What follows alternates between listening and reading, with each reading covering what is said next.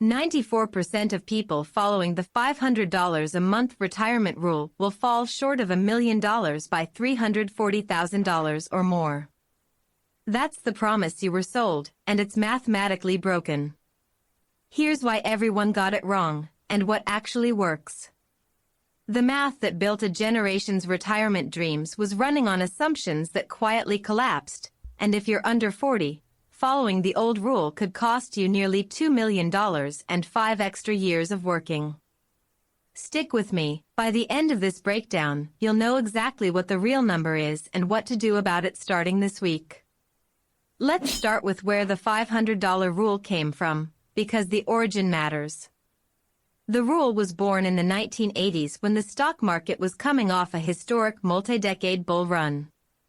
Financial planners back then used 10% as their standard assumed annual return, because from 1950 to 1990, the S&P 500 averaged right around that number, sometimes higher.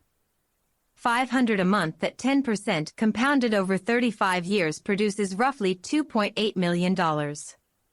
Financial magazines ran with it, advisors baked it into every retirement projection, and it became gospel. But here's the part nobody talks about. The world that produced that 10% return no longer exists, and I'll show you exactly why in a minute. The 10% assumption had 3 invisible legs holding it up. First, inflation was high but stabilizing, which meant nominal returns looked huge.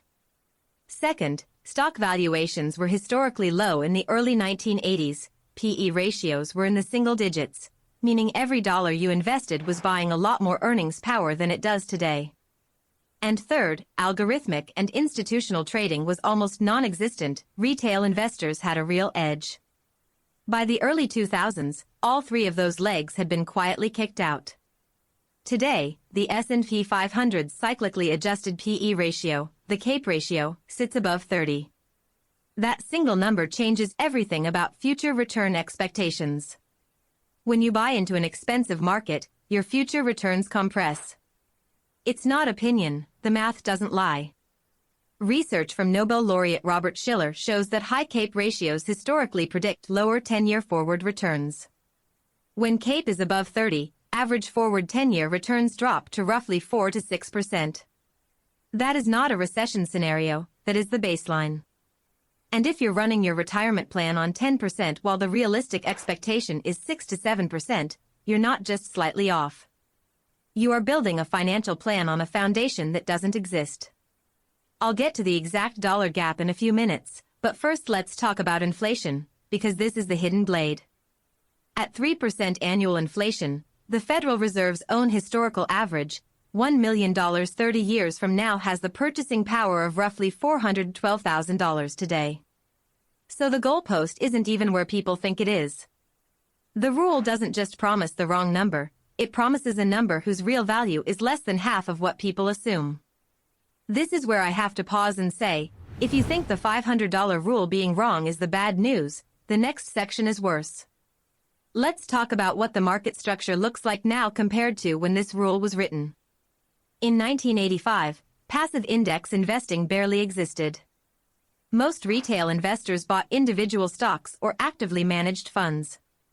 The rise of index funds, ETFs, and algorithmic trading has fundamentally changed return distribution.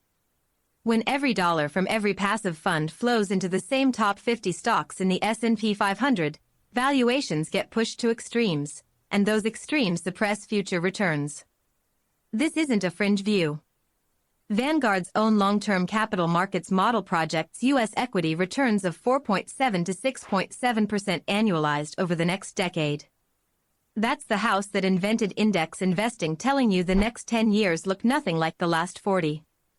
And the compounding math on a 6% return versus 10% over 35 years isn't a rounding error, it's a chasm.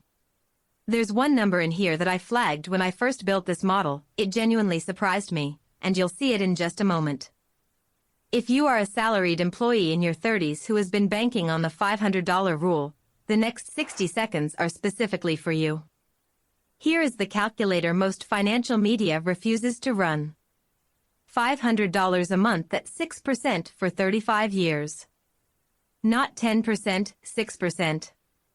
That is the turning point this whole video has been building to. The result is $1,040,000.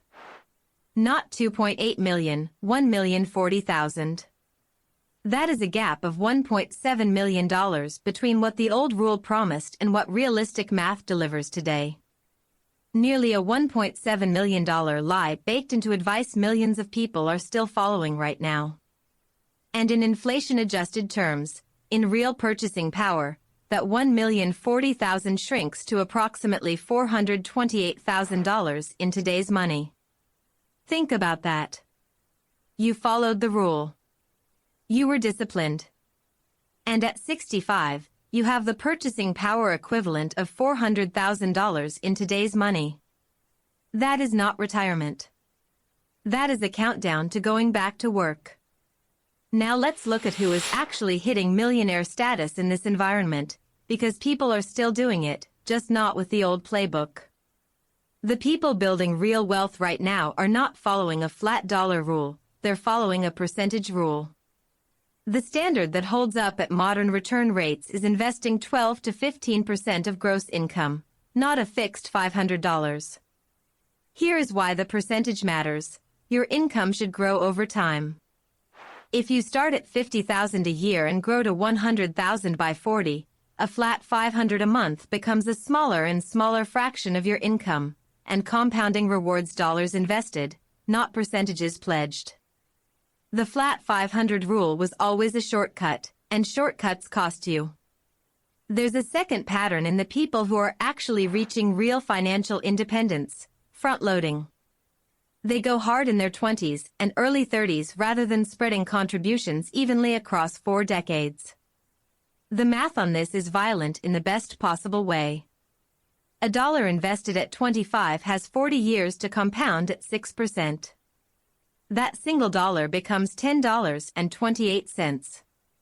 A dollar invested at 45 has only 20 years to compound. It becomes $3.21. Front-loaders understand this and they act like it.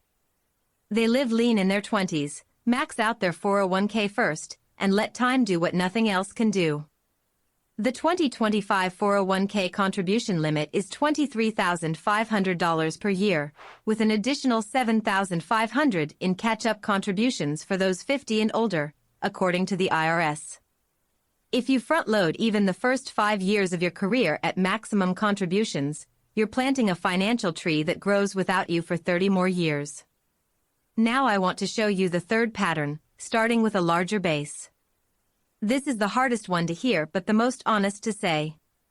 A lot of the millionaire success stories you read about weren't built on $500 a month, they were built on a lump sum that gave compounding a head start. An inheritance, a business exit, a home sale, a bonus year. The $500 rule assumes you start from zero with nothing but monthly contributions. Most people who retire wealthy had at least one moment of capital acceleration. Now here is the part that I told you was coming. This is the moment the whole video was pointing at. Let's run 2 side-by-side scenarios for a 28-year-old starting today. Scenario A, $500 a month, 6.5% returns, retiring at 65. 37 years of contributions. Final balance, approximately $1,100,000. Scenario B, $800 a month, same 6.5% return, same timeline. Final balance, approximately $1,440,000. That $300 difference per month, which is roughly the cost of 2 restaurant meals and a streaming subscription per week, produces a gap of $340,000 at retirement. The math doesn't lie. $300 a month, deployed early, becomes $340,000 later. That is the real lesson hiding inside the death of the $500 rule. The fix isn't complicated. You don't need a hedge fund. Let's talk about what you actually do with this. Step 1, throw out the flat number. Calculate 12 to 15% of your current gross monthly income. That is your real monthly investment target, not 500, not a round number someone picked in 1985. Step 2, rerun your retirement projections at 6 to 7%, not 10%. If you use a standard retirement calculator and it defaults to 10%, override it. Run it at 6.5%. That is your honest baseline. Step 3. If you are under 35, treat every extra dollar you can invest now as worth $3 invested after 45. That ratio is real. It's the compounding math for a 20-year head start at 6%. Front-load aggressively while your expenses are manageable and your earning years are ahead of you. Step 4. Revisit your number every 3 years. Your income changes, your return assumptions should be stress-tested, and your contribution percentage should grow with your salary. A static $500 plan is a static $500 outcome. The $500 rule didn't fail because you failed. It failed because the world changed and the advice didn't update. Broke is a math problem, and you just got the real math. Your retirement number assuming 6.5% returns and 12 to 15% contributions is achievable. The question to sit with this week is simple. What is 15% of your gross monthly income, and what would it take to actually hit that number starting next month? Not someday. Next month.